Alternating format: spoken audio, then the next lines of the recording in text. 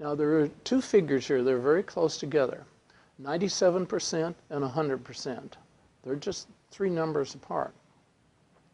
The Dental Association, since 1925, when Coolidge came out with the figure, same figures used today, that 97% of the root canals are successful. Our figures are not 97%, they're 100%. 100% of the samples we have run are contaminated with very bad pathogenic, which means disease-producing bacteria. We're talking over 350 samples.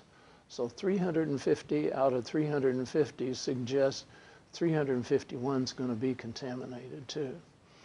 And we do have 300,000 data points of chemistry information over the last several decades showing that when the mercury and the root canals and something called cavitations are cleaned up and you balance the chemistry, the body can recover from a lot of these incurable diseases. It was interesting to note, I call this a trigger. There was a trigger event that happened in 1976 because multiple sclerosis was reasonably stable. 8,800 plus or minus 100 or 2 cases a year through 1970, 71, 2, 3, 4, 5. Then in 1976, it went from 8,800 to 123,000 new cases a year. And you saw that on the front page of the paper, didn't you? Nobody else did either. No.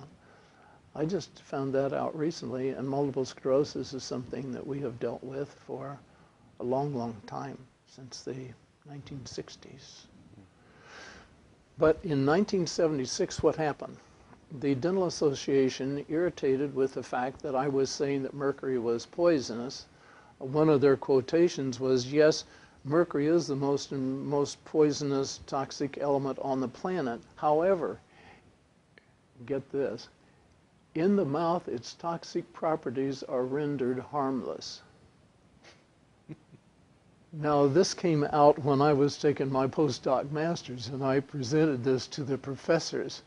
And you talk about duh expressions. One of the professors said they must have discovered alchemy. But people believe that sort of thing. That you take the most toxic element in the world and put it in the mouth, and now it is safe. One of the things I've wanted to do is to manufacture a vitamin pill that has the amount of mercury in it that comes out of a filling in one day, submit that to the FDA and see if they'll pass it. I don't think they would do that. Not. But it's interesting, you know these new light bulbs, these corkscrew things that are full of mercury?